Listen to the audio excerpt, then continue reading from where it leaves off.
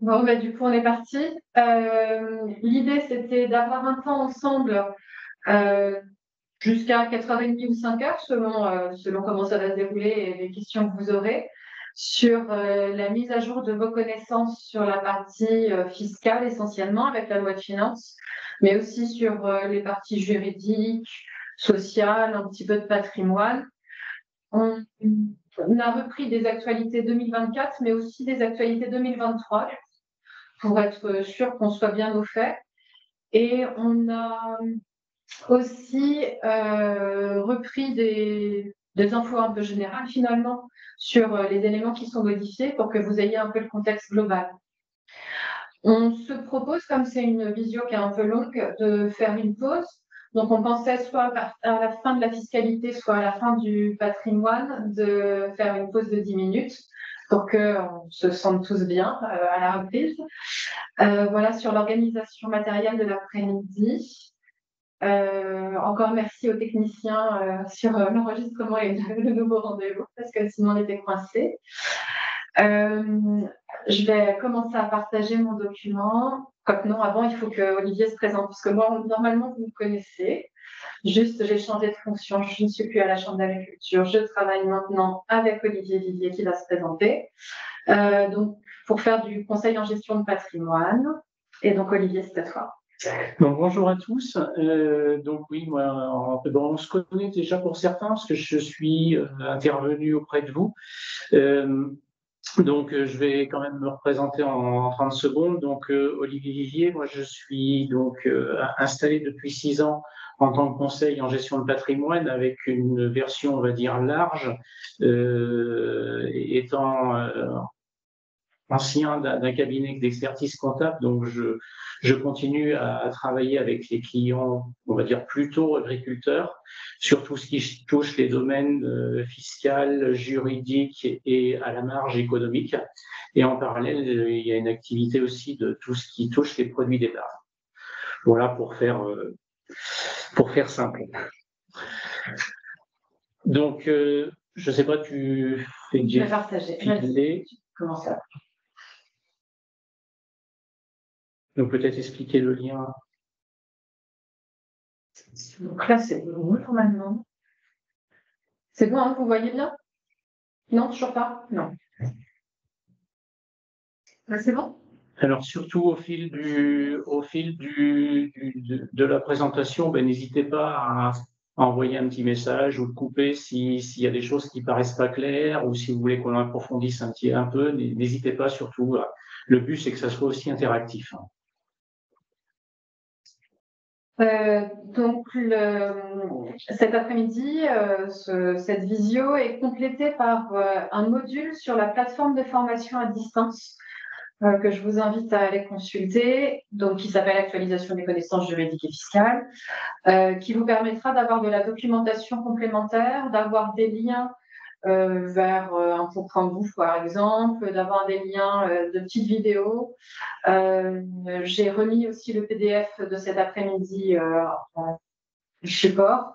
Voilà, vous aurez les supports. Et l'idée, ce sera de pouvoir mettre le replay, la vidéo, sur ce support-là aussi pour qu'il puisse être consulté. Et donc, on attaque direct. Fiscalité. Parce que c'est que du bonheur, la fiscalité. Donc sur la fiscalité, il y a plusieurs points. Petit résumé, donc les plus-values, il y a un petit peu de changement. Vache, alors vache, ça veut dire quoi? Ça veut dire en fait pour tous les éleveurs par rapport à l'inflation, il y a une sorte de carotte fiscale qui a été instaurée. L'ADEP, donc épargne de précaution, c'est une déduction en fait qui permet de minorer les revenus, c'est actualisé. Le meublé, là, c'est un peu la bouteille à l'encre. On va en toucher 2 mots. Et ZRR, c'est tous les avantages fiscaux liés à une création d'entreprise sous réserve d'être dans des zones particulières, donc zones de revitalisation rurale notamment. Donc le barème fiscal, quand on parle d'inflation, il a été revalorisé donc de 4,80. Donc vous savez tous que l'impôt, ça fonctionne par rapport à un barème. Donc quand on dit changer de tranche, c'est souvent fois c'est des remarques de clients. quand on change de tranche, c'est pas une catastrophe, hein. Si vous êtes, par exemple, à 28 000 ou à 29 000 euros de revenus, eh bien, vous avez jusqu'à 28 797, enfin, entre 11 294 et 28 797, vous allez payer 11% de fiscalité. Et tout ce qui va être entre 28 797 et 29 000 sera taxé à 30. Donc, le fait de changer de tranche, passer à 30, c'est simplement pour le revenu excédant la tranche dite, quoi. C'est pas tout qui est taxé à 30%. Donc, le changement de tranche n'est pas une catastrophe en soi. Ce qui est important, par contre, c'est de savoir dans quelle tranche marginale vous êtes ou votre client est. Les petites revalorisations, et au passage, ça permet de voir un petit peu comment fonctionne le barème de l'impôt. Donc, vous savez que quand on a des déficits agricoles et que l'on a des revenus extérieurs supérieurs à 125 419 euros. Donc, le revenu agricole reste ce que l'on appelle catégoriel, c'est-à-dire que l'on ne peut pas déduire le déficit agricole sur les autres revenus. Par contre, si vos autres revenus sont de 20 000 euros et que vous avez un déficit agricole de 10 000 euros, eh bien, le déficit agricole de 10 000 euros viendra fiscalement se déduire de vos autres revenus. Donc ça, ça touche souvent de fois les non-agriculteurs ou ceux qui ont un travail significatif à l'extérieur. Taux nul du PAS, donc oui, tout le plafond, donc le PAS, je ne sais même plus ce que ça veut dire le PAS, le prélèvement à la source. Donc le prélèvement à la source, tous les ans, il est actualisé, donc là c'est pareil, il s'est revalorisé. Un taux nul pour les revenus fiscaux inférieurs à 28 792. Alors, le plafonnement des effets du quotient, je ne sais pas si ça vous parle. Je vais prendre l'exemple, un couple marié, 2 enfants. Eh bien, il faut savoir que l'avantage fiscal lié à la demi-part, donc 2 enfants, ça veut dire qu'on a 2 demi-parts. Donc, l'avantage fiscal lié à la demi-part est plafonné à 1 759 euros. Donc, ça veut dire que dans l'aspect technique, l'administration calcule l'impôt avec 3 parts, ensuite calcule l'impôt avec 2 parts et plafonne l'avantage fiscal entre le calcul à 2 parts et 3 parts à 1 759 euros par demi-part. Donc, parfois, les gens, les clients disent, bah oui, on a un rattachement, mais on perd en avantage fiscal. Ben, peut-être que vos clients ont un revenu assez important, ce qui fait qu'ils atteignent le plafond de l'avantage fiscal lié à la demi-part. Donc après, on peut avoir l'option, notamment pour les enfants où on a le choix, étudiants, qui peuvent faire une déclaration séparée.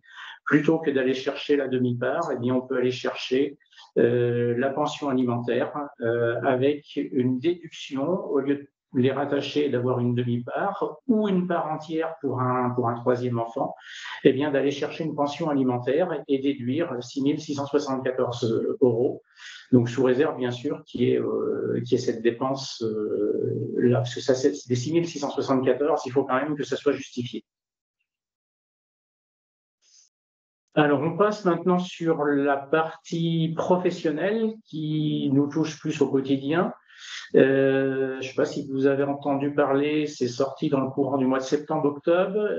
On parlait d'une revalorisation de la fiscalité, enfin, pas de la fiscalité, du seuil pour la taxation plus-value. Petit rappel, la plus-value, c'est la différence entre, vous avez acheté un tracteur, par exemple, que vous avez amorti sur 5 ans, vous l'avez payé 100 000 euros, vous l'amortissez sur 5 ans. Tous les ans, il y a une charge fiscale de 20 000 euros. Et au terme des 5 ans, la valeur nette comptable est de 0. Si vous vendez votre tracteur 50 000 euros, eh bien, vous générez une plus-value de 50 000 euros. Et c'est là où, en fait, le sort de cette plus-value, eh bien, en gros, on l'exonère ou on le taxe.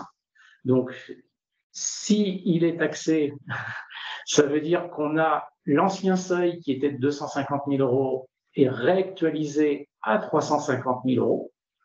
Donc, ça veut dire que si votre chiffre d'affaires est inférieur aujourd'hui à 350 000 euros, sachant que tout ça, ça prend effet de manière rétroactive au 1er janvier 2023, donc, vous pouvez vous trouver exonéré avec moins de 350 000 euros de chiffre d'affaires, sachant que là, ce chiffre d'affaires, on l'apprécie par associé exploitant. Donc, si on est en GAEC, 2 associés, c'est 2 fois 350 000. Si on est en ERL, 2 associés exploitants, idem, de 2 fois 350 000. Si on est sous une ERL ou une SEA avec un associé exploitant et un associé non exploitant, pour l'associé exploitant, on prend sa quote-part de bénéfices ou de participation dans la société, et on regarde si sa quote-part est inférieure à 350 000. Pour l'associé non exploitant, on regarde le chiffre d'affaires au niveau de la société.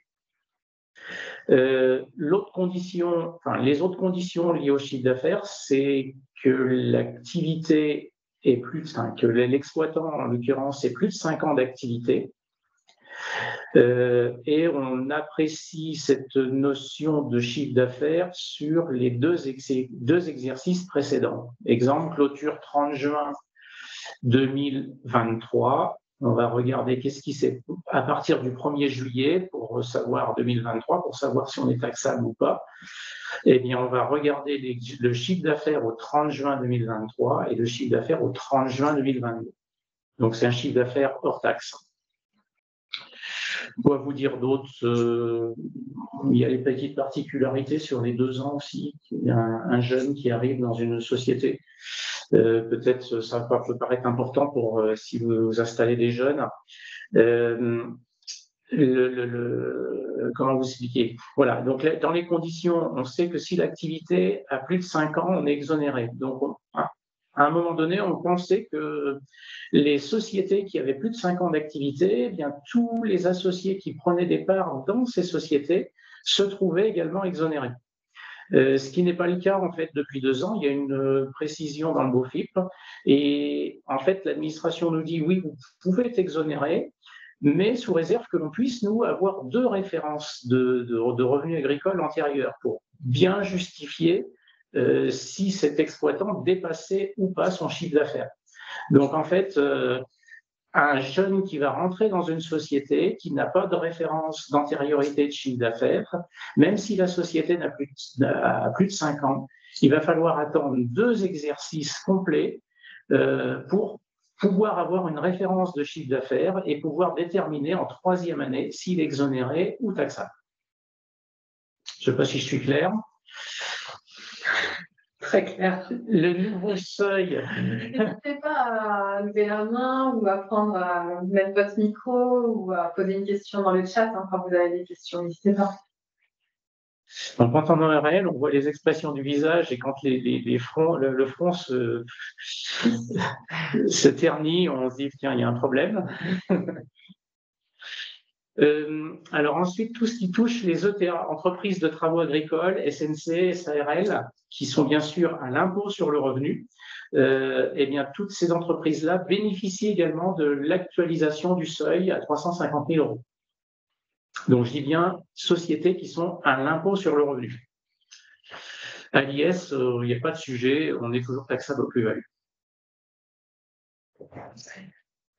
Après, on voulait vous parler des autres cas d'exonération. Ils n'ont pas été modifiés, les autres cas d'exonération des plus-values, mais pour refaire le point, parce qu'effectivement, ces derniers temps, on a eu de plus en plus de dossiers qui étaient soumis aux plus-values supérieures à 250 000 euros de référence de chiffre d'affaires, donc imposables aux plus-values au moins progressivement, là, sur la première tranche entre 250 et 350. Avec le relèvement du seuil, on va peut-être en avoir un petit peu moins, mais quand même, c'est important de savoir qu'il y a d'autres cas d'exonération quand on dépasse le seuil.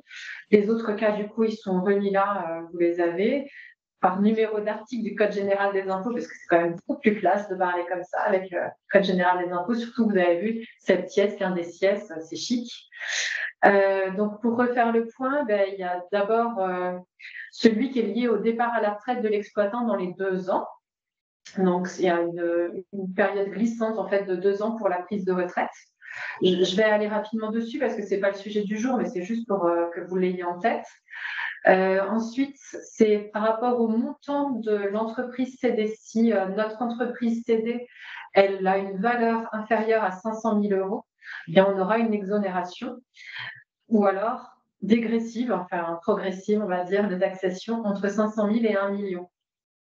Donc là aussi, il faut avoir plus de 5 ans d'activité et il faut avoir une cession d'une branche totale d'activité et arrêter son activité. Ça marche également sur des cessions de parts, hein. Vous avez deux exploitants en SCA. Il y en a un des deux qui veut céder sa part, toutes ses parts, l'intégralité de ses parts, sous réserve que la cession soit inférieure à 500 000 euros. Il se trouve également exonéré. Et puis, on a aussi celui sur la détention immobilière. Sur les immeubles, il faut 15 ans de détention pour être exonéré des plus-values long terme. Donc, parfois, quand on a des terres qui sont au bilan, ça peut être intéressant d'utiliser ce dispositif-là pour les sortir, puisque vous savez que lorsqu'on est en plus-value immobilière des particuliers, c'est 30 ans pour être exonéré des plus-values. Donc, le régime est différent. Donc, ce qu'il faut avoir en tête, c'est que le premier dispositif d'exonération des plus-values, c'est le plus simple, c'est lié à la référence du chiffre d'affaires. Et si jamais on dépasse ça, on va aller chercher les autres parce qu'ils ont tous des particularités. Donc, on va essayer d'utiliser ce qui convient mieux, mais toujours en commençant par l'exonération du chiffre d'affaires en premier. Voilà, ça c'était sur un petit rappel sur la gestion des plus-values. Oui, bonjour, tu vas bien? Ouais, je suis en réunion en visio, donc... C'est Wilfried qui nous parle. Bonjour Wilfried. Ok, oui, non, mais j'ai vu ton message.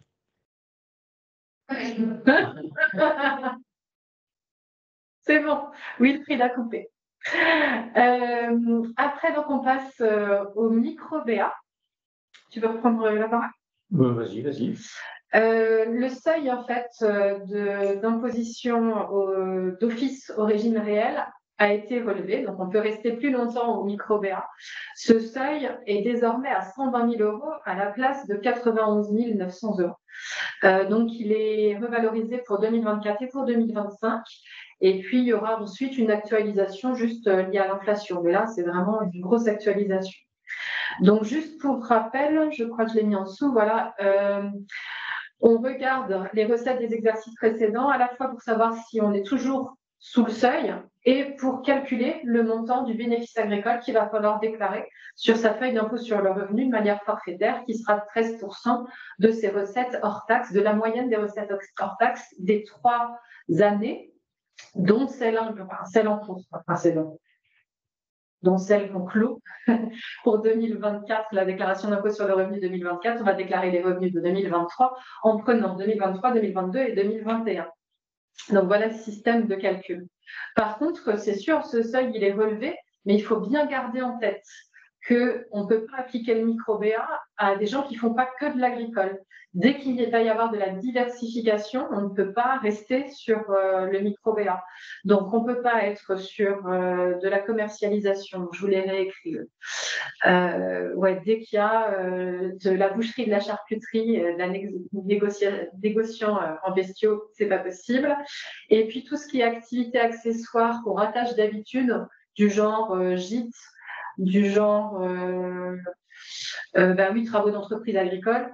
Ça, c'est vraiment de l'activité commerciale. On ne peut pas mettre ça à l'intérieur d'un micro-BA. Ça ne marche pas, les activités accessoires.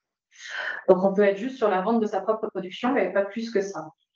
Donc, oui, le seuil est remonté, mais attention, ça ne s'applique pas partout tout le temps. Et donc là, on vous a remis les différents seuils de régimes fiscaux.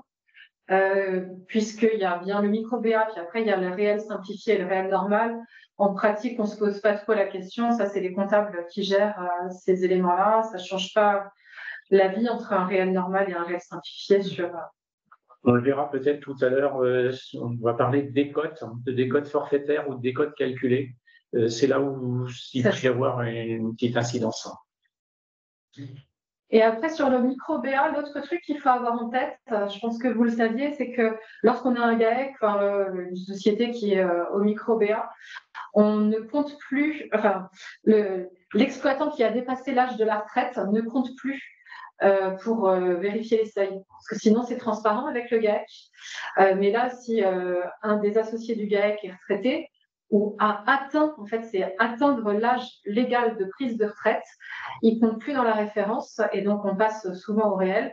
Et donc là, comme il y a un décalage de l'âge de prise de retraite, l'âge légal de prise de retraite, eh ben, il y a aussi un décalage sur la règle fiscale qui suit. Donc voilà, ça c'est un point à avoir en tête, sachant que c'est progressif, donc ça va pas être un effet immédiat. Est-ce que vous avez des questions sur cette partie-là, plus-value et micro-BA, ou est-ce qu'on continue? On continue. Juste pour les plus-values, il se peut qu'il y ait certains comptables qui soient contraints de refaire leur liasse fiscale parce qu'on a vu que la loi prenait un effet rétroactivement au 1er janvier. Donc, imaginez quelqu'un qui, 2023, donc quelqu'un qui clôture ses comptes au 30 juin 2023 avec des sessions de matériel qui ont pu avoir lieu en février 2023. Eh bien, au mois de juillet, août, septembre, quand un comptable a fait l'arrêt des comptes, il a considéré taxé parce que la personne avait peut-être un seuil de 350 000 euros de chiffre d'affaires moyen. Et aujourd'hui, en fait, le comptable découvre que son client peut être exonéré parce que la loi prenant rétroactivement effet, et pour le client, la bonne surprise de se voir exonéré de plus-value également. Mais ça oblige à rectifier la compta. Mais ça veut dire qu'il faut refaire la liasse fiscale, etc. Donc à surveiller, voilà, en général, les comptables sont bien informés de ces aspects-là. On passe donc à l'intitulé vache, puisqu'il y a eu des annonces du gouvernement sur l'actualisation de la gestion des vaches en stock. Tu reprends la parole? Ouais, c'était en fait pour contrer un peu l'inflation sur les animaux, et c'était une demande, on va dire, syndicale, et sur laquelle les éleveurs demandaient en fait à ce qu'il y ait une provision sur la hausse en fait du prix du cheptel, de manière à ce que la valeur du stock. Vous savez que quand vous augmentez le stock sur votre arrêt de compte, eh bien une augmentation de stock, c'est une augmentation de résultats, alors qu'on n'a pas forcément la trésorerie en face. Donc la loi de finances donc a prévu une provision de 150 euros par vache. Alors cette provision, quand même, elle est quand même conditionnée à une chose importante qui n'est pas, à mon sens, faite dans beaucoup de cabinets d'expertise comptable. Ça veut dire qu'il faut une valorisation unitaire des vaches. Donc souvent, enfin moi, pour avoir vécu un petit peu dans une ancienne vie l'aspect comptable, on faisait éventuellement des lots à l'extrême, mais on n'avait pas de valorisation unitaire. Donc après, je ne sais pas comment les comptables vont pratiquer par rapport à ça, à suivre au cas par cas, je pense. Et puis la déduction donc, est pratiquée à la clôture d'un exercice. Donc si on rentre dans ces conditions, la déduction est pratiquée à la clôture de l'exercice et elle est reportée donc soit à la sortie de l'animal, qui peut toutefois être remplacé et on peut en mettre un autre à la place, et au plus tard au 6e exercice suivant. Donc à un moment donné, il faudra quand même réintégrer cet avantage fiscal. Et ça, c'est ouvert uniquement, c'est une mesure vraiment limitée dans le temps, enfin aujourd'hui limitée dans le temps, donc 1er janvier 2023 jusqu'au 31 décembre 2024. Donc c'est 150 euros par vache, hein, en gros, on va voir tout à l'heure l'ADEP, c'est un avantage supplémentaire que l'on peut déduire fiscalement. On n'a pas besoin de bloquer de trésorerie, mais par contre plafonné aussi à 100 vaches, donc 15 000 euros par exploitation. Et IAEC, je suppose, multiplié par 2, parce qu'il bénéficie de la transparence. Alors là, c'est un petit rappel, il n'y a pas de notion de loi de finances, il n'y a pas eu de changement à notre sens là-dessus. C'est simplement pour vous expliquer tout à l'heure, réel normal, réel simplifié. On vous disait qu'une provision pouvait être faite de 150 euros sur les animaux. Il faut savoir aussi que pour compenser il y a une décote sur les animaux qui est faite uniquement pour compenser la trésorerie que l'on n'a pas reçue. En fait, on part du principe forfaitairement qu'un bovin, on gagne 30% sur la vente. Enfin, l'administration imagine qu'on gagne 30% sur une vente de stock. Donc, ce qui fait que la vache qui valait 1000, par exemple, eh bien, comptablement, et fiscalement, on va la valoriser à 700, c'est-à-dire 1000 décotés de 30%. Et pour les cultures et les autres animaux, on va décoter de 20%. Ça, c'est ce qu'on appelle la décote forfaitaire. Ensuite, quelqu'un qui au réel normal de droit, il va être sur une décote calculée, mais quelqu'un qui au réel simplifié peut aussi soit opter pour le réel normal, soit opter pour une décote calculée. Auquel cas, pour faire simple, si on a un résultat qui représente 40% du chiffre d'affaires, eh bien, on pourra, sur tous les stocks, faire une décote de 40%. Donc, les années où les résultats sont très bons, on a une grosse décote. Les années où les résultats sont pas bons, voire zéro, on n'a pas du tout de décote. Donc, ça peut être une technique qui permet aussi de lisser le résultat dans le temps, mais qui complique un petit peu les aspects comptables parce que il y a un calcul de décote à faire. C'est pas, en général, ça se passe bien. Donc voilà pour vous expliquer simplement la différence entre que vous pouvez rencontrer sur le terrain entre les décotes calculées et les décotes forfaitaires. Et donc l'idée, c'était de vous rappeler que normalement, quand les vaches sont inscrites en stock dans une comptabilité, on devrait être sur un prix de vente potentiel, en fait, cette valeur de stock. Mais on a quand même des références historiques qui font qu'elles sont très basses. Enfin, il arrive que dans les comptas, on voit en tous les cas dans le département de l'Indre, on est la vache à 1 200 €, alors qu'en vrai, elle vaut 2000. Enfin, aujourd'hui, ils peuvent les vendre à 2000. Donc on a là 800 € qui sont déjà une différence en fait qui devrait être dans les stocks mais qui ne l'est pas. Et en plus on va appliquer cette décote fiscale là dont on parlait tout à l'heure. Donc quand on va la revendre en fait cette vache, eh ben on va faire un bénéfice. La différence entre la valeur fiscale décotée et puis le vrai prix de vente va être un bénéfice. Donc je sais pas, moi ça peut être 1 000 € par vache. Et donc évidemment quand on part à la retraite, on est peut-être exonéré des plus-values, mais on va avoir ce gros résultat constitué par la revalorisation du cheptel, par la vente du cheptel. 1 000 € par vache s'il y a 100 vaches, ça commence à faire un peu de sous. Et donc ça vient dans le résultat qui va être imposable sur le dernier exercice. Donc c'est pour ça qu'on voulait remettre cette partie-là en perspective, parce qu'on le voit sur nos transmissions et sur nos installations, ça a une vraie incidence fiscale. Donc, un des moyens, c'est de réactualiser le cours. Ça peut être de faire la provision qu'on a vue quand on réactualise. Mais c'est vrai que si on le fait comme ça quelques années avant la prise de retraite, eh ben, ça veut dire que ça va rentrer dans notre assiette d'impôt et de cotisation sociale. Donc, parfois, quand on est pris comme ça, ben, il vaut mieux finalement pas le revaloriser et puis faire une cession la dernière année au moment de la prise de retraite, parce qu'au moins sur ce dernier résultat, il n'y aura jamais d'imposition de MSA, vu que la MSA elle est toujours appelée sur le résultat de l'exercice précédent en fonction du statut du 1er janvier. Donc, résultat de l'exercice précédent, ou la moyenne des 3 exercices précédents, bah, au moins l'année où on va prendre la retraite et vendre le cheptel, il n'y aura jamais de cotisation sociale d'appeler sur ce dernier résultat. Je vous le fais simple, mais ça va un petit peu plus compliqué que ça. Et donc, une autre option possible, c'est de se poser la question de passer les vaches en amortissement, donc en immobilisation, et de les amortir. Je reprends la main. Je continue. Vas-y, continue, tu es sur la bonne option.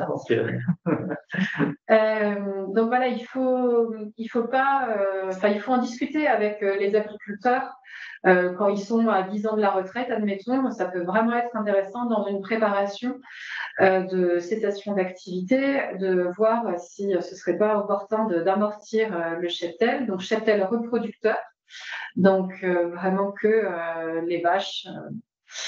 Donc il y a plusieurs politiques chez les comptables. Certains en fait vont commencer à amortir les vaches que lorsqu'elles sont génisses et qu'elles passent vaches en fait au moment, donc par bande en fait, par lot année après année. Et puis certains autres vont prendre toutes les vaches et les amortir en un bloc. Donc ça c'est à voir avec le comptable. Les comptables sont assez prudents sur cet amortissement du cheptel parce que c'est trop beau un peu pour être vrai. Ils ont peur que ça ne tienne pas. Et donc un jour ça ne soit plus applicable, mais ça fait déjà nombreuses années qu'on en parle et que c'est toujours maintenu. Parce qu'effectivement, il y a un triple effet positif à l'amortissement du cheptel. Déjà, le fait d'amortir un morceau de notre vache tous les ans fait qu'on réduit le résultat imposable. L'autre élément, c'est que lorsqu'on va revendre la vache, on ne va plus être sur un système de bénéfice entre la valeur nette comptable, enfin la valeur comptable et le prix de revente. Là, on va être sur la différence avec la valeur nette comptable, donc moindre, mais c'est de la plus-value. Et donc, si on est exonéré des plus-values parce que notre référence de chiffre d'affaires est inférieure à 350 000 euros, eh bien, on va passer cette différence avec 0 impôt et 0 cotisation sociale pour l'instant. Et puis après, l'autre élément, c'est que lorsqu'on va vendre les vaches, eh bien, c'est comme quand on vend du matériel, ça ne va pas rentrer dans notre référence de chiffre d'affaires qui va être notre historique pour savoir si on reste exonéré ou pas des plus-values. Vous voyez? Donc, du coup, on est hors référence de chiffre d'affaires. Donc, on maintient un chiffre d'affaires bas sur, enfin bas. Disons, toutes les vaches de réforme qui avant rentraient dans le chiffre d'affaires, là, comme la vache, elle est vendue comme si c'était un facteur, en fait, une immobilisation, et que les ventes d'immobilisation ne rentrent pas dans la base du chiffre d'affaires. Donc, on se trouve indirectement à limiter en fait le chiffre d'affaires. Donc là, peut-être qu'il y avait des gens aujourd'hui qui avaient loupé peut-être le train par rapport à ça. Avec l'augmentation du seuil de chiffre d'affaires, il y a peut-être des questions à se reposer, notamment les gens qui sont à 5-6 ans de la cessation d'activité, qui potentiellement peuvent être exonérés de plus-value. Il y a une vraie réflexion à avoir. Alors après, les limites, en fait, on va suivre les vaches une par une, hein, donc ça veut dire qu'il faut aussi des clients en face qui soient assez ordonnés, hein, parce que sinon le comptable va galérer. Il faut aussi un banquier qui comprenne que la valeur, les capitaux propres vont se dégrader parce que comme on amortit le cheptel, on va faire perdre artificiellement de la valeur comptable au cheptel et donc on va détériorer artificiellement les capitaux propres. Donc ça, c'est aussi à prendre en compte dans l'analyse des résultats. Souvent de fois, les experts ont un carnet économique à côté, mais ce n'est pas le cas partout. Donc, attention à tout ça. Puis après, voilà, il y a le remise en cause de cette carotte fiscale qui peut tomber. Donc, faut pas proposer ça comme du conquis et on n'est pas sur l'autoroute, on est un peu dans les chemins de traverse. Et voilà. Bon, après, il faut savoir que ça existe. Un petit truc, Okay. Bonjour Olivier, c'est Will. Juste Oui, pour dire pour l'amortissement, moi j'ai pratiqué en tant que comptable, c'est génial, surtout quand les gens partent en retraite, c'est ce qu'Aurélie disait tout à l'heure. Par contre, faire attention également, c'est pour les vaches de réforme, tout ce qui est part à la viande, c'est pas toujours en fonction des comptables pris comme une plus-value. Il y a des comptables qui les réintègrent, notamment le CER. Voilà. D'accord. Tout ce que je voulais ajouter. Ouais. Alors après, ça peut être une position, on va dire, de prudence ou parce qu'en principe, oui, le texte précise que l'animal doit être vendu vivant, c'est-à-dire que s'il est vendu à la boucherie, c'est sa fin de vie, donc il doit réintégrer les stocks avant d'être vendu. Donc ça veut dire que là, l'effet escompté n'est pas bon. Dans le cas d'une réintégration, comme tu le précises. Oui. Du coup, oui, on annule l'effet. En fait, on annule l'effet si les vaches sont vendues en animaux de boucherie. Oui, mais ça, oui, c'est interprétation comme ça. Oui, on les réintègre en stock, en fait. Avant de les revendre. Mais pour un jeune qui s'installe et qui va créer une société avec son père, ça peut être aussi un sacré moyen d'économiser et de transférer à côté. Oui, complètement. Bah oui, quelqu'un qui s'installe quelque part, c'est l'amortissement, c'est une aide fiscale indirecte sur les prélèvements obligatoires. Merci, Will. Pour continuer, c'est la déduction d'épargne des précautions, c'est plutôt ça. Donc, déduction d'épargne de précaution, en fait, l'idée, c'est de lisser toujours le résultat, hein, et d'éviter de monter dans les tranches du barème, et puis de lisser aussi les appels de trésorerie par rapport à l'impôt et aux charges sociales. Donc, en l'occurrence, si on épargne 10 000, par exemple, sur un compte spécifique, on pourra déduire fiscalement 20 000. Donc, tous les barèmes par rapport aux bénéfices, enfin, cet avantage fiscal qui est calculé par rapport aux bénéfices a été réactualisé. En 2023, par exemple, l'avantage était limité à 28 610, je pense, c'est pas 28, il manque un zéro. Ah oui. Donc là, on est à 32 608. Et puis ensuite, si le résultat est supérieur à 32 608, pour la partie qui est entre 32 608 et 60 385, eh bien, on peut aller chercher 30%. Sachant que le cumul des dettes est resté plafonné à 150 000 euros sur une période de 10 ans, il me semble. Ah, oui, je crois que c'est 10 ans. Et puis aussi, on n'est pas obligé de bloquer de la trésorerie, hein. Si on a une croix de cheptel, une augmentation des stocks, par exemple, on peut aussi reprendre enfin, pas reprendre, on peut aussi, au lieu de bloquer de l'argent à la banque, on peut aussi prendre sur la valeur des stocks. C'est bon ? Oui, je pense que là, c'est juste une revalorisation. Si, peut-être rappeler que pour les GAEC, ERL, on multiplie le seuil par le nombre d'associés, alors que quand on fait le choix d'être en SCA, on n'a qu'un seuil. Donc, tu veux dire que sur un cheptel, on a le droit d'appliquer une DEP? Non, tu ne l'affectes pas, en fait. C'est sur l'augmentation des... Enfin, c'est quand tu constitues ta DEP, quand tu as une augmentation de stock, tu peux prendre en compte la valorisation des stocks plutôt que de bloquer de l'argent. D'accord, ok. Alors, ça peut être des stocks cheptel, fourrage.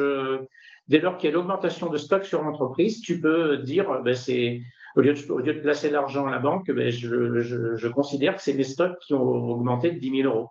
Ok. Et Donc, auquel cas, je peux déduire 20 000. Ça veut dire qu'on peut faire des DEP avec croix de cheptel quelques années avant de passer sur un amortissement des bovins. Comme ça nous permet d'augmenter la valeur des bovins. Ce qu'Aurélie disait tout à l'heure, qui était évalué à 1 200 euros.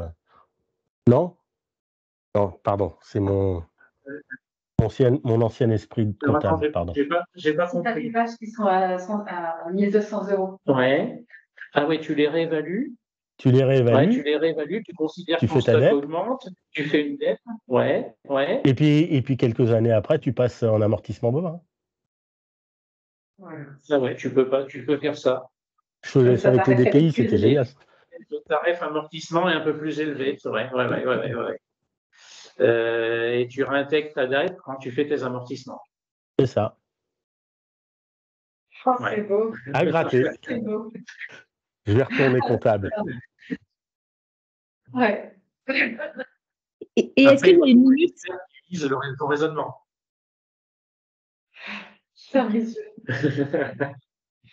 Est-ce qu'il y a une limite du coup de ce stock qu'on peut mettre dans les DEP? Ou est-ce que on peut mettre tout notre DEP peut être constitué de stock? Ah oui, il n'y a pas de. Ça peut être une part trésor, une part stock, mais ça peut être 100% des stocks. Hein. Merci. Dès lors qu'on peut justifier d'une augmentation de stock.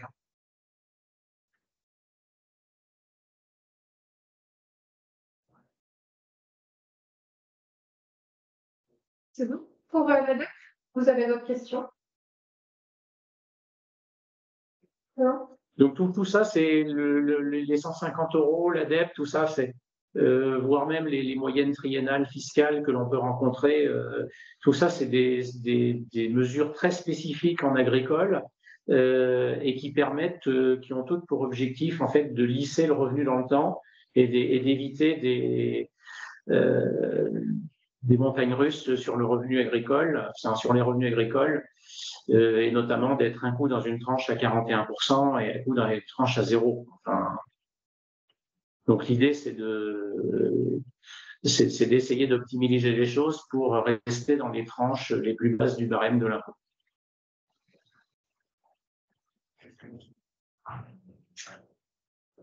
Alors, le meublé de tourisme, je ne sais pas si ça vous concerne. Enfin, dans l'Inde, on a un peu d'activité quand même. Donc, en fait, meublé de tourisme, ça concerne tout ce qui est location meublée. Alors, il y a un peu de rififi sur cette fiscalité, dans le sens où l'administration n'aime pas les locations meublées.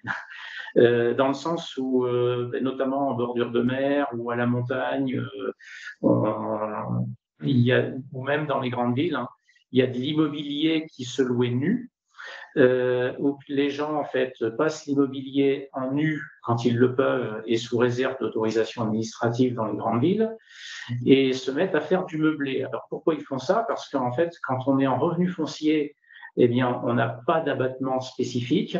On peut déduire les travaux, les frais financiers, une taxe foncière, mais ou si on fait moins de 15 000 euros, 30%. Alors qu'en location meublée, vous voyez, en location meublée, on pouvait déduire soit 51%, soit 50%, soit 71% de son chiffre d'affaires. Donc, ça incitait beaucoup de gens qui faisaient de la location à dire, bon, on va faire de la location meublée, comme ça, on pourra avoir un avantage fiscal supérieur à la location nue. Et la contrainte, c'est que toutes les villes touristiques ou semi-touristiques, eh bien, n'ont plus d'immobilier à proposer à l'année non meublé à leurs résidents. Donc, la loi de finances a voulu sanctionner tout ça. Et en fait, en réécrivant les choses, ils se sont totalement plantés. Donc, on se retrouve avec des seuils micro. Alors, la ligne qui est qui n'est pas noire, enfin moins grisée que les autres, moins grasse. Voilà. Ça, c'était le premier esprit de la loi, c'était de dire si vous n'êtes pas classé, donc pas classé, ça veut dire que la notion de classement, c'est si je fais classer, en gros, je vais avoir des étoiles d'attribuer. Et c'est un critère, en fait, quand vous cherchez à louer, un critère de qualité, d'usage que vous pouvez retrouver. Donc, si votre classement vaut pour 5 ans, en principe, et s'il est classé, donc vous bénéficiez d'avantages fiscaux supplémentaires. Et s'il n'est pas classé, en fait, vous auriez droit à un seuil micro-BIC, donc au même titre que la location de revenus fonciers, c'est-à-dire plafonné à 15 000 et avec l'abattement de 30 000 euros. Et si vous êtes par contre classé, alors en zone tendue, alors on ne connaît pas encore la notion de zone tendue et zone non tendue, ça va être des critères d'habitants, je suppose, par mètre carré. Donc là, l'avantage fiscal des 71% reste comme avant. Et en non tendu, par contre, on passerait à 92% d'abattement, c'est-à-dire que sur 10 000 euros, on aurait 800 euros de taxable, ouais, c'est ça, et on aurait 92% d'abattement. Et si le revenu est supérieur à 15 000 euros, eh bien là, ça reste comme avant, c'est-à-dire 71% d'abattement. Donc ça, je pense que ça va. Je crois qu'il y avait. Il parle de revoir tous ces textes-là, et là, c'est sur le gaz en ce moment. Alors, ils ont peut-être d'autres priorités, mais ça va pas durer dans le temps. Donc, ce que je vous dis, quelque part, je pense que ça risque d'être éphémère. L'esprit, c'est vraiment de sanctionner les locations meublées. Donc l'abattement de 92%, il va peut-être être maintenu à 71 pour les zones non tendues. Et puis pour les zones tendues où vous voyez 71, ça va tomber à 50, voire à 30. Mais pour 2023, c'est comme ça parce que c'est écrit dans le texte. Ouais, alors je parierai rien non plus. Ah bon. Je suis désolée, on a loupé la question de Laura Chabatier sur le cheptel, donc cheptel reproducteur sur les immobilisations, l'amortissement. Est-ce que ça concerne que les bovins ou est-ce que ça concerne aussi les chèvres et les brebis? En fait, ça concerne que les bovins viande, c'est-à-dire les vaches laitières ne sont pas amortissables, les chèvres, les brebis non plus. Mais par contre, il y a la même règle qui s'applique sur les chevaux. Ah oui, les chevaux. Oui. Le monde équestre, c'est encore une comptabilité agricole encore à part. Ouais. Et donc après, sinon, sur la question des classés, non classés, Caroline, elle précisait qu'au niveau du classé, il pouvait y avoir l'étoile, certification Atout France. Et après, je crois que les trucs, les épis, de rien, clair. Il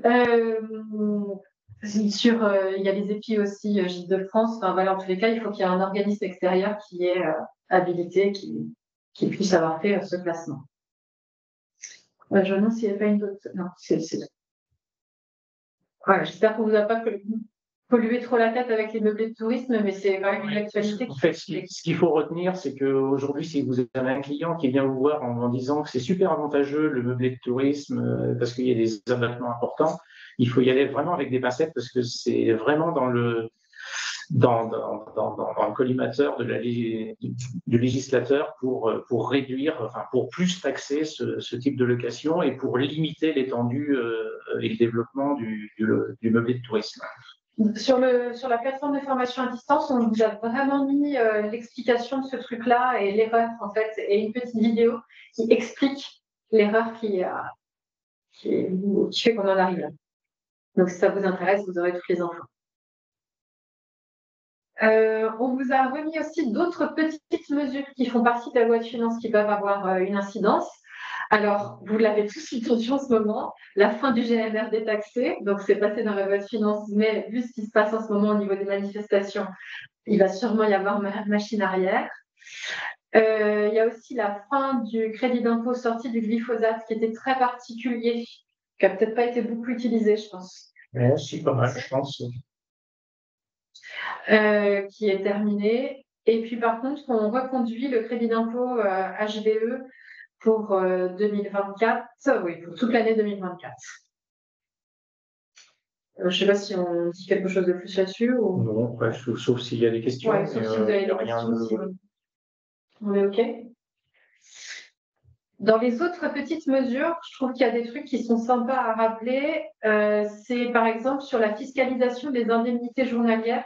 L'idée sur les indemnités journalières des chefs d'exploitation agricole, c'est vraiment de lisser un maximum avec un statut de salarié pour qu'on arrête d'entendre qu'il vaut mieux être enceinte en étant salarié, enfin avoir un enfant quand on est salarié, par exemple, un congé mat. Et finalement, de plus en plus, toutes les mesures, elles se lissent entre le statut de salarié et le statut de chef d'exploitation. Donc, à avoir ça en tête.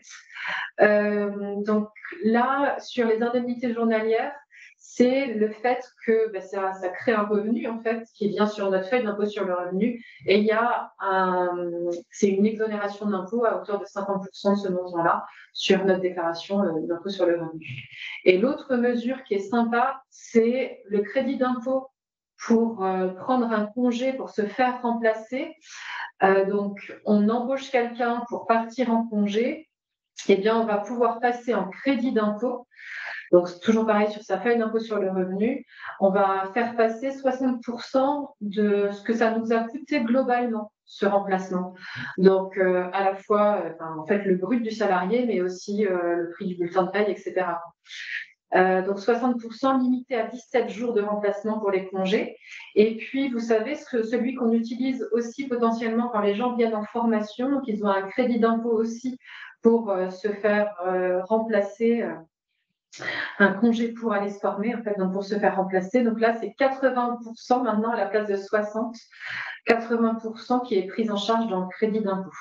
Donc après, évidemment, il faut le faire, il faut le mettre, ça fait d'impôt sur le revenu, il faut le penser. Que le comptable, si c'est le comptable, le fasse, mais voilà, en tous les cas, on y a droit et il ne faut pas hésiter à le redire aux exploitants. C'est quand même intéressant de se dire qu'ils ont une bonne partie de leur prix de remplacement qui peut être prise en charge via un crédit d'impôt. Donc, dans ce que l'on peut voir sur certaines optimisations, c'est que le fils ou enfin, un des enfants de l'exploitant ou les enfants de l'exploitant viennent travailler l'été pour la moisson ou autre pour faire des travaux sur l'exploitation. Mais il faut savoir que les jeunes étudiants, ils ont 3 mois en équivalent non imposable, 3 mois de SMIC non imposable. Donc, ça veut dire que les parents peuvent être aidés par leurs enfants sous forme de congé remplacement. Alors, c'est pas très joli ce que je dis. Et donc, c'est exonéré. Il y a une partie de crédit d'impôt. Et puis, pour l'étudiant, c'est exonéré. Voilà, c'est un bel avantage. Il faut juste payer le fils, mais c'est tout. Les cotisations. Non, mais ça permet aussi de reconnaître du travail qui est fait et voilà. Donc c'est pas très cher.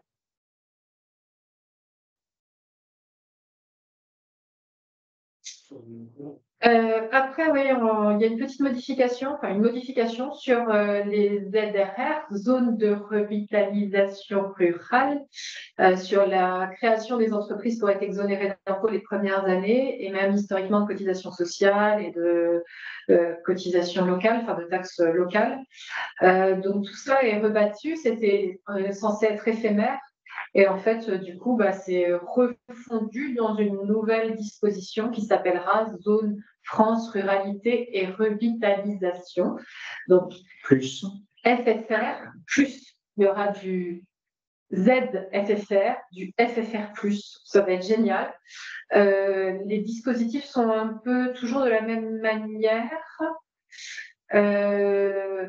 Donc, il y a un zonage qui va être déterminé, bien sûr. Toujours sur la question de la population, sur la densité de population inférieure à 35 habitants au kilomètre carré. Donc là, oui, dans la région centre, on a toujours été. On a l'Inde, donc vous avez vu à la fin de la liste. Mais oui, je pense qu'on aura quand même des zones qui seront toujours incluses. Et donc, on va être sur un régime d'exonération de l'impôt sur les premières années, donc imposition sur les bénéfices. Il n'y a plus l'exonération des cotisations sociales comme il y a eu historiquement. Par contre, il y a encore l'exonération de la cotisation foncière des entreprises et potentiellement de la taxe foncière aussi. Je ne sais pas si tu veux dire beaucoup. Non. Après, un exploitant qui crée son activité n'en bénéficie pas. Hein. Ça peut toucher, nous, à notre niveau, que l'on peut rencontrer sur les parties agricoles. Quelqu'un qui faisait du photovoltaïque en ZRR, ça marchait. Là, est-ce que ça va marcher? Oui, je pense, il n'y a pas de raison. La méta, ça ne marche pas. Et puis après, vous avez toutes les autres activités accessoires. Quelqu'un qui crée une ETA, par exemple, ça pourrait marcher sous réserve que, on va dire qu'il ne soit pas son principal client, quoi. Et qu'il n'en ait pas fait avant. Mais c'est ou un commerce diversification. Et ben voilà, c'est toujours intéressant d'y penser à cette exonération. Voilà, c'est une économie d'impôt importante sur les premières années. Et que l'on soit à l'impôt sur le revenu ou à l'IS, il faut se poser la question dans les deux situations. Soit on est exonéré d'IS si la société est l'IS, soit on est exonéré d'impôt. Soit le résultat n'est pas imposable, enfin on le déclare, il rentre dans le revenu fiscal de référence, mais il n'est pas fiscalement imposable. Où il y a des décotes en fonction des années au départ, c'est 100% et ensuite, il y a une taxation progressive. Je vous ai remis une diapo sur la CVAE, c'est la cotisation sur la valeur ajoutée des entreprises. Donc là, c'est pareil, ça concerne pas les agriculteurs, mais les activités de diversification. C'était annoncé qu'elle allait être complètement supprimée et finalement, elle sera supprimée plus tard. Pour l'instant, elle est supprimée que pour ceux qui étaient redevables de la cotisation minimale et la suppression est repoussée à 2027. Donc voilà, c'est une cotisation sur les activités économiques annexes, ce qu'on disait tout à l'heure, hein, en fonction de la valeur ajoutée, donc du chiffre d'affaires de l'entreprise. Donc voilà, décalé à plus tard, mais c'était juste pour que vous l'ayez en tête. Est-ce que tout va bien pour vous? Parce qu'on a terminé sur la fiscalité. Vous êtes toujours vivant? Est-ce que vous avez besoin d'une pause maintenant ou on fait la pause plus tard? Ah, Hélène, tu me fais un pouce, je suis contente.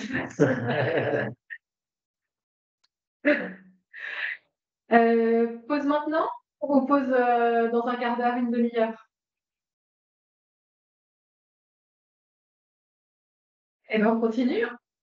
Si vous dites rien. On fera la pause tout à l'heure? Ça marche. Alors, on vous parle un petit peu de règles patrimoniales, transmission du patrimoine. On voulait refaire un point avec vous sur le bail à long terme. C'est une modification de l'an dernier.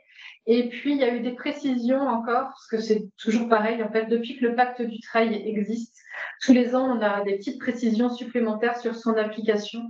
Donc, on va refaire le point sur les dernières précisions. Le bail à long terme, tu parles? Bail à long terme, la principale mesure, c'était d'augmenter la valeur, parce qu'avant on était sur 300 000 et on est passé à 500. On sait dans quelle ordre tu l'as mis. Pardon, c'est que juste au départ, j'ai mis une diapo pour redire ce que c'était que le bail à long terme, mais normalement, vous savez tous. Okay. Donc, c'est un bail qui est forcément notarié, 18 ans, 25 ans de carrière. Ça peut être aussi un bail cessible hors cadre familial. Pour que notre bail à long terme soit valable, il faut un état des lieux, c'est écrit dans le code rural, c'est repris aussi dans le BOFIP en partie, alors avec des souplesses plus ou moins de temps en temps, ça dépend, mais en tous les cas, c'est un conseil à avoir, c'est bien de faire un état des lieux pour bien appliquer aussi les avantages fiscaux liés au bail à long terme. Et puis l'autre élément qu'il faut avoir en tête, c'est que dans les baux à long terme, normalement, on a la possibilité de mettre des clauses antifamiliales. Donc, c'est-à-dire interdire la cession de bail aux enfants, par exemple. Mais si on fait ça, on va avoir une punition sur les abattements fiscaux, notamment sur l'IFI, l'impôt sur la fortune immobilière. Si on a ce genre de clause-là, on ne pourra pas avoir la déduction d'IFI sur le calcul des terres dans notre assiette d'imposition. Et puis l'autre élément de rappel préalable, c'est que les avantages fiscaux, donc donation, transmission, succession et IFI, sont liés au bail à long terme, oui, mais que ce soit le bail à long terme première période ou deuxième période, en fait, période initiale ou renouvellement successif, ça s'applique de la même manière. Parce que parfois, il y a des propriétaires qui disent à leur fermier, non, mais il faut absolument qu'on passe chez le notaire pour refaire un nouveau bail à long terme pour que j'ai mes avantages. Pas du tout, non, ça continue sans souci. Des fois, quand on demande à refaire le bail, c'est pour réactualiser le loyer, ou enfin, voilà, il peut y avoir autre chose. Et puis d'ailleurs, on va aussi avoir le problème de l'état des lieux et de la mise à jour des améliorations du bien loué lorsqu'on fait un nouveau bail. Donc, ce n'est pas forcément une bonne chose. Il vaut mieux parfois garder son historique de bail. Donc voilà, ça c'était l'introduction et après on parle vraiment de la tranche. Donc là on était jusqu'à 2022 en fait sur un abattement de 75% jusqu'à 300 000 euros et au-delà 50% d'abattement. Et le donataire, celui qui reçoit, s'engageait à conserver le bien pendant 5 ans. Et ça concernait donc aussi bien des parts de société que des parts que des terres en propre. Et la mesure fiscale de l'année dernière, c'est que l'abattement a été porté de 300 à 500 000. Donc, si vous avez 2 enfants, monsieur donne à 2 enfants, il faut savoir que les compteurs se remettent à zéro à chaque donataire. Donc, ça veut dire qu'on a 2 fois 500 000 avec 2 enfants.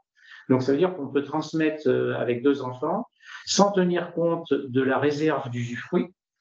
C'est-à-dire donner de la pleine propriété. On peut donner en pleine propriété 1 million d'euros qui vont se transformer en 250 000, c'est-à-dire 125 000 euros par enfant si monsieur donne à ses enfants, monsieur ou madame, enfin l'un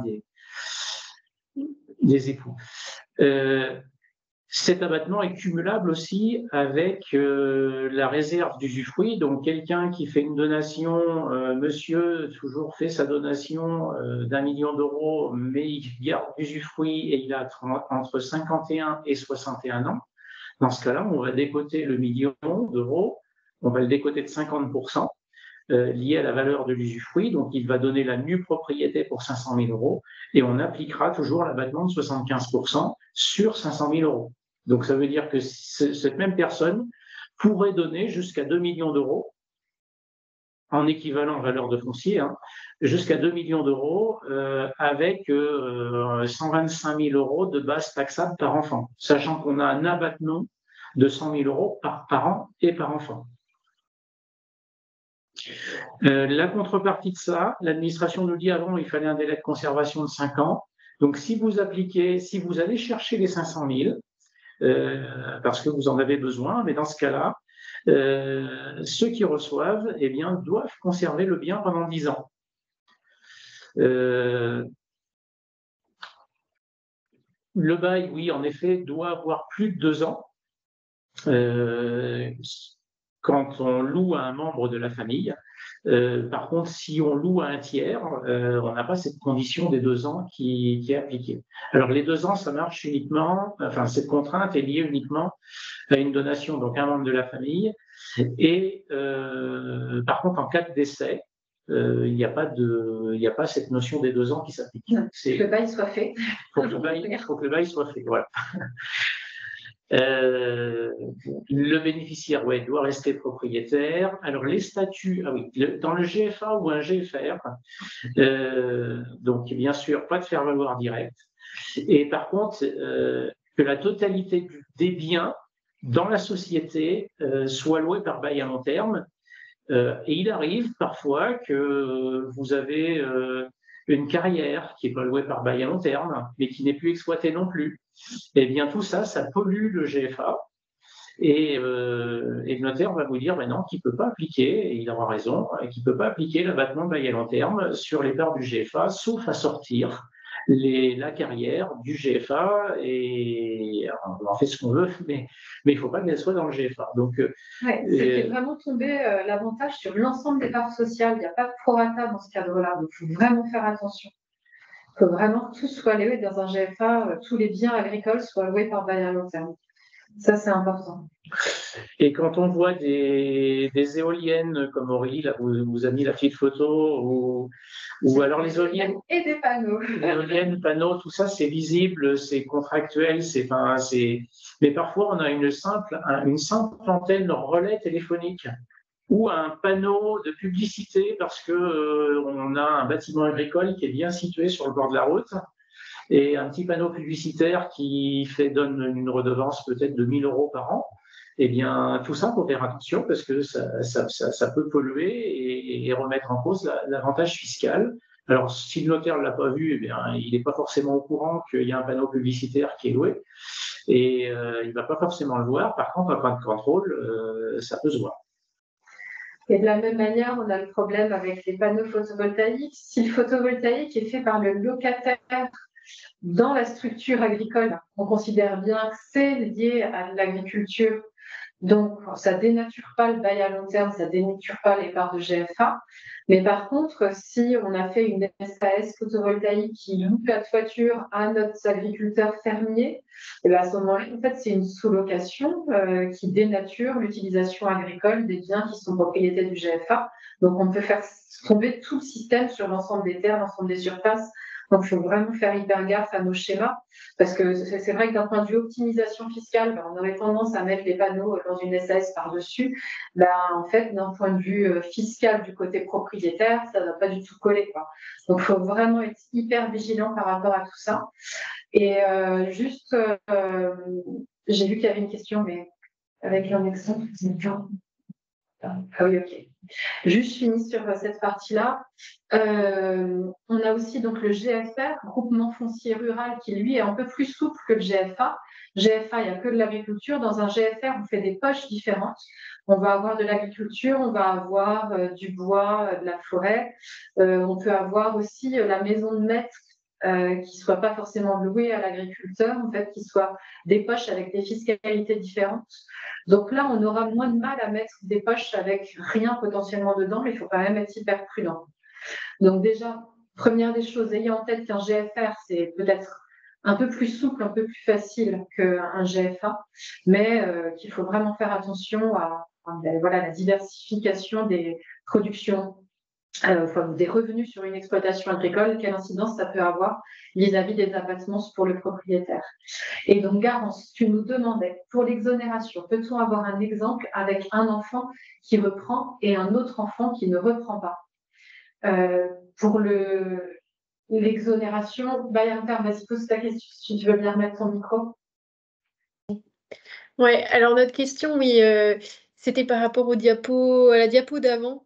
En fait, on aimerait bien avoir un exemple concret de comment ça se passe. Bah, par exemple, un couple d'exploitants qui exploitait en GAEC cède à un seul de ses enfants. Qu'est-ce qu'il advient des exonérations pour chacun des enfants, sachant qu'il y en a un qui reprend et puis l'autre qui reprend pas. Qui va, j'y vais. Vas-y, les deux. Juste, du coup, il reprend l'activité d'exploitation agricole, mais les terres aussi. Il reprend tout? Reprise des terres, ouais. Ok. En location, imaginons. Donc, c'est sûr. En fait, si on vise que l'aspect, on va dire, foncier rural, en effet, c'est dans 99% le cas de la question que tu poses. Donc, on repart sur l'exemple de 1 million, c'est-à-dire qu'on va attribuer, un des parents va attribuer 1 million à un enfant, sachant qu'il va être peut-être, enfin, je pense qu'il va être dans le cadre d'une donation-partage. Donc, donation-partage, il y a plusieurs moyens d'arriver à partage égalitaire. Donc, il y a plusieurs moyens d'y arriver.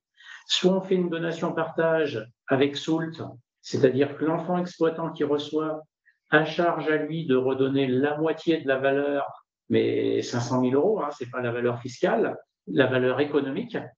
Donc, et auquel cas, celui qui reçoit, eh bien, bénéficie, enfin, on va dire dans le cadre de la donation-partage, tout le monde bénéficie de l'abattement de 75% jusqu'à 500 000 euros. L'autre mesure, c'est de dire le papa, il a peut-être 1 million de terres, mais il a peut-être un appartement de 100 mètres carrés sur Paris. Donc, il peut aussi, plutôt d'éviter de donner une SOULT, il va donner un autre bien immobilier à l'autre enfant. Donc, sur le plan économique, chacun a reçu 1 million. Sur le plan fiscal, eh bien, on va avoir un mélange des genres. Tout le monde va bénéficier de l'abattement 75%. Et tout le monde va ne pas bénéficier de l'abattement sur la maison, enfin sur l'appartement parisien. Donc, ça veut dire que là, on augmente la masse à partager. La masse à partager qui était d'1 million passe à 2 millions parce qu'on a rajouté un bien. Alors que si on a une SOULT, on n'augmente pas la masse à partager. Je ne sais pas si je réponds totalement à votre question. Si, à peu près, c'est un peu plus clair. C'était comment tout ça se répartit entre enfants, qu'est-ce que ça change en fait qu'ils soient exploitants ou pas? Des terres mises en location avec un bail long terme. Ouais, en fait, dès lors qu'il y a un bail à long terme, on s'en fiche qui est locataire, quelque part, que ce soit un enfant ou un tiers. C'est dès lors qu'on reçoit des terres grévées d'un bail à long terme, on a le droit à un abattement de 75%. Et par contre, on prend l'engagement de conserver le bien. Donc, s'il y a 3 enfants, il y en a 2, par exemple, qui peuvent reprendre des terres, et on peut être sur une succession aussi, hein.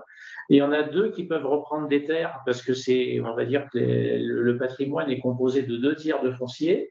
Dans le cadre de cette succession, il y a un partage des biens qui est fait. Il y a 2 enfants qui reprennent les terres. Et il y a un autre enfant qui, lui, je sais pas, il y a des bois. Il va reprendre des bois, lui, plutôt que de rester en indivision sur les terres.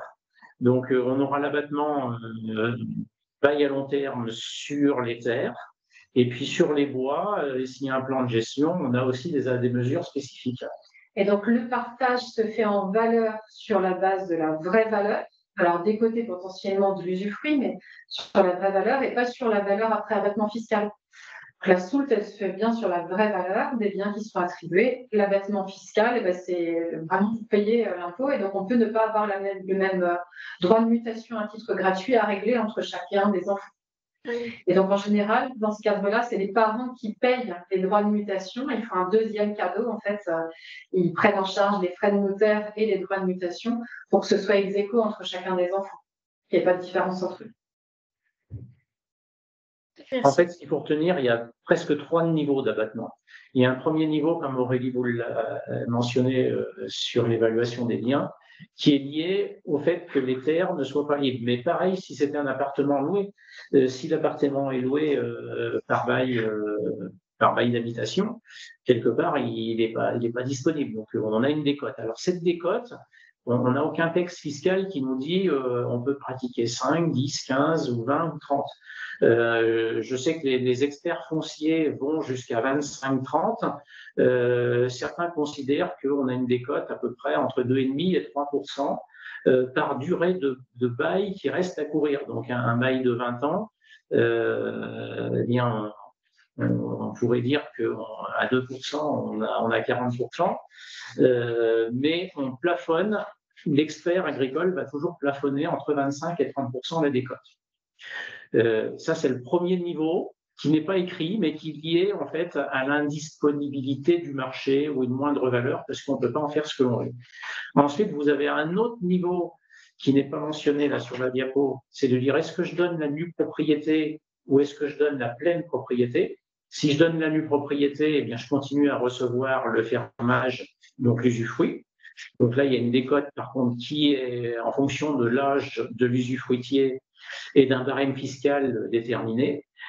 Et ensuite, sur le solde qui reste après abattement, lié à la réserve d'usufruit, la nue propriété liée à la décote. Ensuite, vous avez l'abattement de 500 000 euros, où là, vous avez 75% d'abattement, et au-delà de 500 000 euros, un autre abattement de 50%. Je ne sais pas si ça... Là, tout ça en cas de donation ou succession.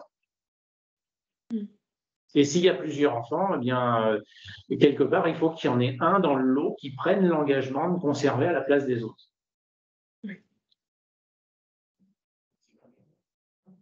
Merci. Et c'est celui qui reçoit qui a pris l'engagement, s'il respecte l'engagement, qui est sanctionné après. Ah oui, c'est exactement.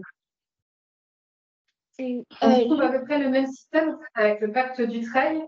Vous vous rappelez, en fait, le pacte Dutreil, ça s'applique sur les parts sociales de société ou sur les entreprises individuelles lorsqu'on les donne, et qu'il y en a un qui va y exercer son activité professionnelle principale à l'intérieur de cette structure.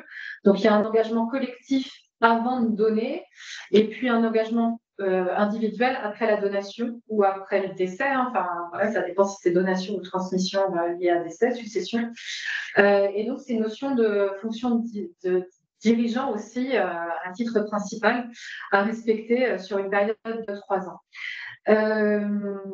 Donc, là aussi, on peut avoir la donation des parts sociales à un seul enfant avec une soulte due aux frères et sœurs et que lui prenne l'engagement pour tout le monde en fait de conserver les biens et d'exercer son activité professionnelle. Et pour autant, tout le monde va bénéficier de l'abattement de 3/4 de la valeur sans plafond lié à l'engagement d'exercer son activité professionnelle, à condition qu'il y ait des soutes. Voilà, on est un peu encore dans le même esprit. Donc ça, c'est quelque chose le pacte Dutreil d'engagement de conservation par l'article 787B ou C du Code général des impôts, qui a déjà une dizaine d'années, peut-être même mieux, je ne sais plus. Et donc, je vous disais, tous les ans, on a des précisions qui ont lieu pour savoir les activités qui peuvent rentrer à l'intérieur et les conditions de justification qu'on respecte bien tous ces engagements-là. Il y a eu des choses qui se sont assouplies et il y a des précisions qui sont faites au fur et à mesure. Donc, voici les dernières précisions sur le pacte Dutreil. Alors, peut-être rappel, quand Aurélie vous parle de B ou C, souvent de fois, les notaires ont réflexe sur des parts sociales, Sur une exploitation individuelle, en cas de décès, le pacte Dutreil est applicable, hein, sous réserve, pareil, qu'il y ait un des enfants qui reprenne l'exploitation individuelle et qui reprenne tous les engagements. Donc ça marche sous réserve de conserver donc l'intégralité du foncier exploité, qu'il n'y ait pas de vente de foncier, soit entre le décès et la déclaration de succession, qui est la conservation du foncier. Le matériel, il doit être conservé, on va dire, dans sa substance, mais par contre, vous avez le droit de remplacer un tracteur par un autre tracteur. Donc, ça marche également en exploitation individuelle. Voilà, c'était juste la petite précision. On peut passer à côté des fois. L'exclusion de l'activité. Ah ouais. Donc, il y a eu tout un débat sur les locations meublées, les activités de loueurs en meublé. Donc, cet été, on a appris, cet été ou au mois de juin, on a appris qu'on pouvait faire du Dutreil sur de la location meublée. Et revirement de situation, là, l'administration nous dit clairement dans la loi de finances, non, les activités de location de meublé ou de son propre patrimoine sont exclues. Les activités de loueurs d'établissements commerciaux industriels munis de mobilier ou de matériel à leur exploitation sont exclues également. Et les entreprises ayant une activité mixte, par contre, sont éligibles. L'activité opérationnelle doit être éligible à titre principal. L'activité doit être à prépondérance. Qu'est-ce qu'on a comme exemple là-dessus en agricole? Si, le fait qu'une SCEA soit aussi propriétaire d'immobilier. Donc, il y a bien une activité professionnelle agricole, mais il y a aussi de l'immobilier qui peut être loué à l'extérieur. Oui. On peut imaginer dans notre SCEA. Ça ne dénature pas la SCEA, mais après, est-ce qu'elle est vraiment professionnelle ou pas? Quelle est la prépondérance de l'activité professionnelle? Voilà, ça fait partie de ces problématiques-là. Prépondérance. Titre principal. Donc, il y aura toujours peut-être des débats sur un titre principal ou un titre secondaire, mais voilà, on sait au moins qu'il ne faut pas avoir une structure pure d'exploitation. Il peut y avoir de la gestion immobilière à l'intérieur qui soit faite également. Alors, dans la pratique, moi, j'ai rencontré certains notaires qui, pour des SCEA, par exemple, qui étaient 100% propriétaires du foncier, plus le matériel et tout ce qui allait avec, et les notaires, le notaire en l'occurrence, refusait d'appliquer le Dutreil en disant que comme il y avait des terres agricoles, eh bien, le Dutreil n'était pas applicable. Bon, mais voilà, on a la réponse.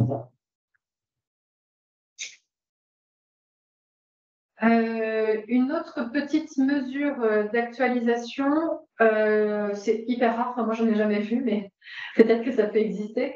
Un chef d'entreprise qui veut donner son entreprise à son salarié ou un proche, alors il y a des règles, mais qui n'est pas un membre de la famille directe, mais voilà, donc on va garder dans l'esprit salarié, apprenti de l'entreprise, membre du cercle familial proche du cédant.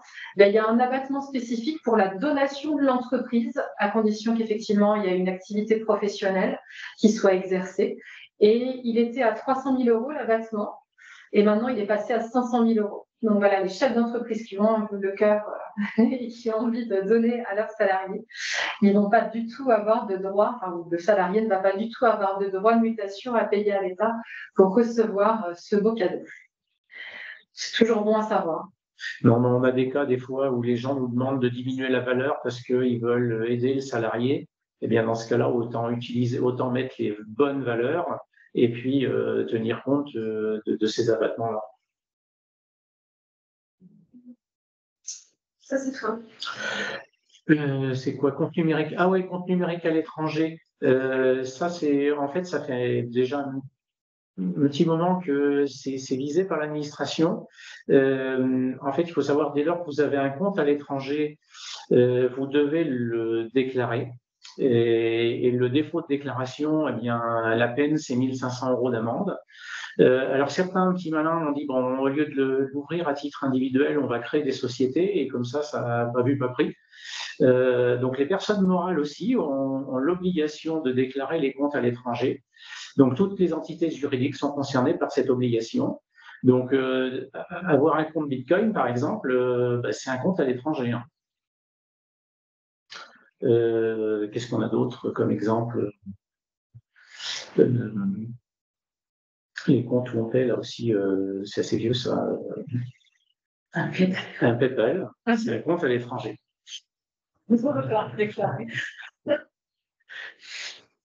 Après, s'il n'y a pas d'argent, même à la rigueur, même s'il ne fonctionne plus, même s'il n'y a que 10 euros dessus, en principe, les comptes doivent être déclarés. Donc, on voit de plus en plus d'actifs numériques quand même. Les gens qui ont ouvert un petit compte via Bitcoin, ça, on en voit quelques-uns. Voilà sur la partie fiscale et patrimoine. Est-ce que vous avez des questions avant qu'on fasse notre petite pause? Je vois des noms, pas de questions. OK. Il est 35. On fait 10 minutes de pause. On reprend à 45. Ça vous va? OK, super. Merci. Merci.